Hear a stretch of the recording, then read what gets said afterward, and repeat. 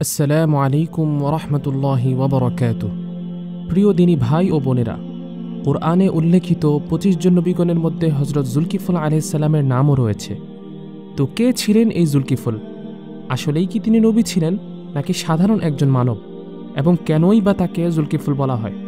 জানতে হলে না টেনে পুরো ভিডিও জুড়ে আমাদের সাথেই থাকুন। প্রিয় দর্শক শ্রোতা, পবিত্র কোরআনে শুধুমাত্র সূরা আম্বিয়া ও সূরা সদ এ দুটি সূরাতেই হজরত জুলকিফল আলাইহিস সালামের নাম উল্লেখ করা হয়েছে, এবং উভয় সূরাতেই শুধুমাত্র নামের উল্লেখ এসেছে, কোনো প্রকার সংক্ষিপ্ত বা বিস্তারিত ঘটনার উল্লেখ আসেনি। এমনকি নবী করিম সাল্লাল্লাহু আলাইহি ওয়াসাল্লাম থেকেও এ ব্যাপারে কোনো মত পাওয়া যায়নি। কাজেই কোরআন হাদিসের আলোকে এর অধিক কিছুই বলা যাচ্ছে না। তবে ঐতিহাসিক তথ্যের ক্ষেত্রে দ্বিতীয় স্তরের উৎস হল জীবনচরিত ও ইতিহাস গ্রন্থ। কিন্তু যথেষ্ট অনুসন্ধান ও খোঁজাখুঁজির পরও এমন কোনো তথ্য আমাদের হাতে এসে পৌঁছেনি যার মাধ্যমে জুলকিফল আলাইহিস সালামের বিবরণ ও অবস্থার উপর আলোকপাত করা যায়। এক্ষেত্রে তাওরাতও যেমন নীরব, তেমন ইসলামের ইতিহাসও। তবে আলোচ্য আয়াতগুলোতে যে চারজন মহামনীষীর কথা বলা হয়েছে, তন্মধ্যে হজরত ইসমাঈল আলাইহিস সালাম, হজরত ইদ্রিস আলাইহিস সালাম এবং হজরত ইয়াসা আলাইহিস সালাম যে আল্লাহর মনোনীত নবী ছিলেন, তা কোরআনের অনেক আয়াত দ্বারাই প্রমাণিত। কোরআনের অনেক স্থানেই তাদের আলোচনা করা হয়েছে। চতুর্থ জন হচ্ছেন হজরত জুলকিফল আলাইহিস সালাম। এর ব্যাপারে তাফসীরবিদ আল্লামা ইবনে কাসির রহমতুল্লাহি আলাইহি বলেন, যেহেতু হজরত জুলকিফল আলাইহিস সালামের নাম 3 জন নবীর সাথে আলোচনা করা হয়েছে, সুতরাং এ থেকে বোঝা যায় তিনিও আল্লাহর নবী ছিলেন।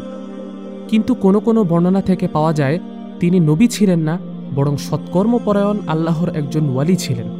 আবার কোনো কোনো বর্ণনা থেকে এটাও পাওয়া যায় যে তিনি সৈয়দিনা হজরত আইয়ুব আলাইহিস সালামের সন্তান ছিলেন এবং তার নাম ছিল বিশির। প্রখ্যাত মুফাসসির ও তাবেঈ হজরত মুজাহিদ রহমতুল্লাহি আলাইহি থেকে তাফসীরবিদ ইবনে জারীর বর্ণনা করেন যে তিনি ইসরায়েলি নবী হজরত ইয়াসা আলাইহিস সালামের খলিফা ছিলেন।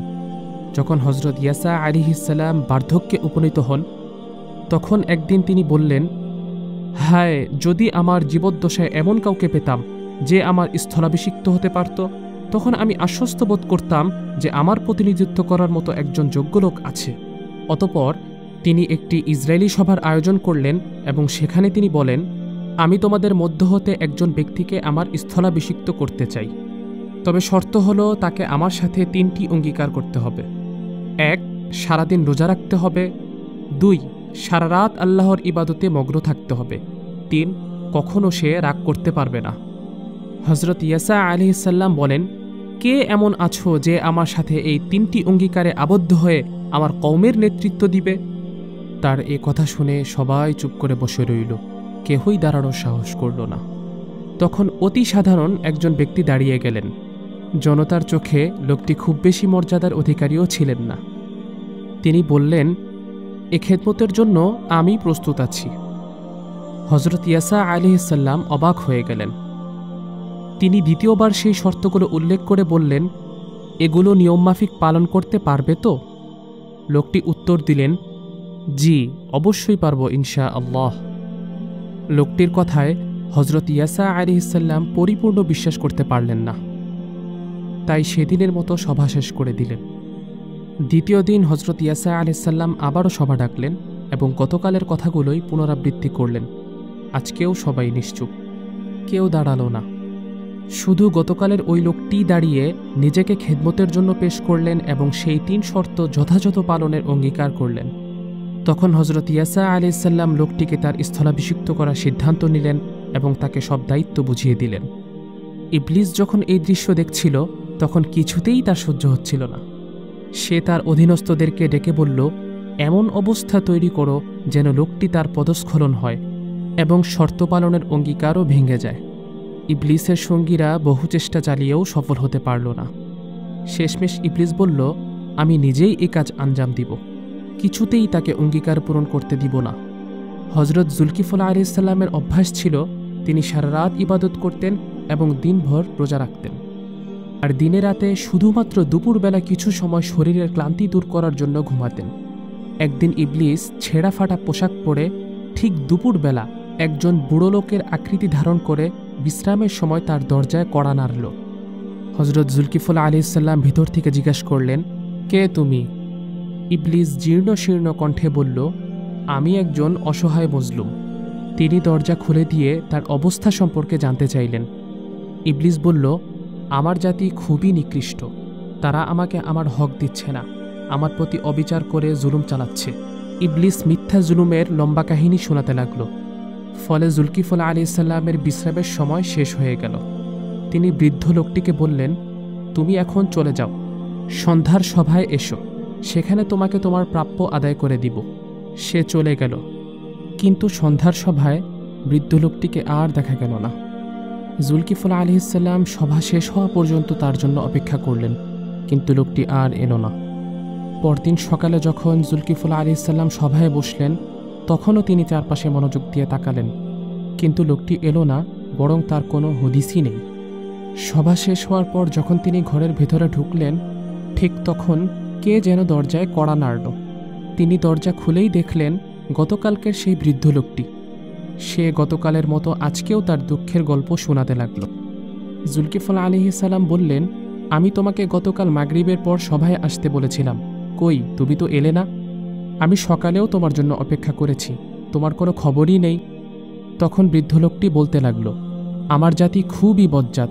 যখন তারা আপনাকে সভায় বসতে দেখল, তখন তারা চুপিসারে আমার কাছে এসে স্বীকার করে যায় যে তারা আমাকে আমার হক বুঝিয়ে দিবে, আমি যেন আপনাকে কিছু না বলি। কিন্তু যখনই আপনার সভা শেষ হয়, তারা আগের মতো অস্বীকার করে বলে যে আমাকে আমার হক দিবে না। জুলকিফল আলাইহিস সালাম বললেন, তাহলে আজকে সন্ধ্যার সভায় অবশ্যই আসবে, আমি তোমাকে তোমার প্রাপ্য আদায় করে দিব। এদিকে কথা বলতে বলতে আজকেও তার ঘুমের সময় চলে গেল। তিনি ঘুমের ব্যাঘাতের কারণে খুবই কষ্টবোধ করছিলেন। তারপরেও তিনি সন্ধ্যায় বিচার সভার আয়োজন করলেন, কিন্তু লোকটি আজকেও এলো না। তিনি বিচারকের আসনে বসে চারপাশে চোখ বুলিয়ে লোকটিকে খুঁজলেন, কিন্তু খুঁজে পেলেন না। এভাবে পরদিন সকালেও তিনি লোকটিকে তালাশ করলেন, কিন্তু তাকে তো আর পাওয়াই গেল না। তৃতীয় দিন যখন প্রচণ্ড রকম ঘুম তার উপর চেপে বসল, তখন তিনি বাড়ির সবাইকে বলে দিলেন, আজ যেই আসুক না কেন বলবে যে খলিফা বিশ্রাম করছেন, তাই পরে আসুন। জুলকিফল আলাইহিস সালাম কেবল দুচোখ বুঝলেন, ঠিক তখনই কেউ একজন দরজায় কড়া নাড়ল। শয়তান সেই বৃদ্ধের আকৃতি ধারণ করে আবারও হাজির হয়েছে। বাড়ির লোকজন বলল, আজ খলিফা খুবই ক্লান্ত, তিনি বিশ্রাম করছেন। তিনি বলে দিয়েছেন আজ যেন কেউ তাকে বিরক্ত না করে। ইবলিস বলল, আমি দুদিন যাবৎ খুবই গুরুত্বপূর্ণ একটি বিষয় নিয়ে খলিফার নিকট হাজির হচ্ছি, তিনি আমাকে এই সময় আসতে বলেছেন, কাজেই দরজাটা খুলে দাও। কিন্তু দরজা খোলা হলো না। কিছুক্ষণ পর ঘরের লোকজন খুবই আশ্চর্য হয়ে দেখতে পেল যে বাহিরের দরজা বন্ধ হওয়া সত্ত্বেও লোকটি কিভাবে যেন ঘরের মধ্যে ঢুকে পড়েছে এবং খলিফার বিশ্রামের রুমের সামনে গিয়ে দরজায় কড়া নাড়ছে।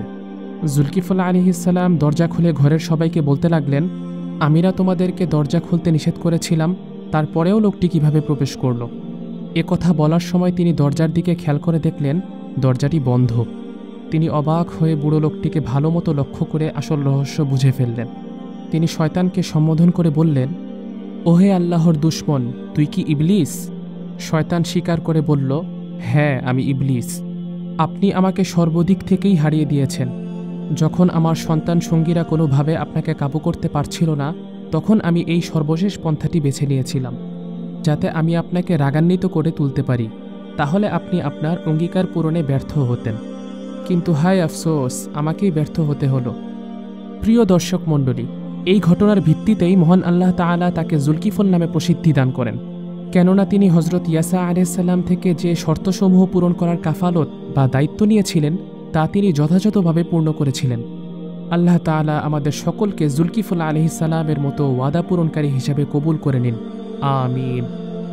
সুপ্রিয় দর্শক শ্রোতা, আমাদের এই ভিডিওটি ভালো লেগে থাকলে শেয়ার করে অন্য আরেকজন দিনী ভাইকে দেখার সুযোগ করে দিন এবং সামনে কোন বিষয়ের উপর ভিডিও চান সেটাও কমেন্ট করে জানাতে পারেন।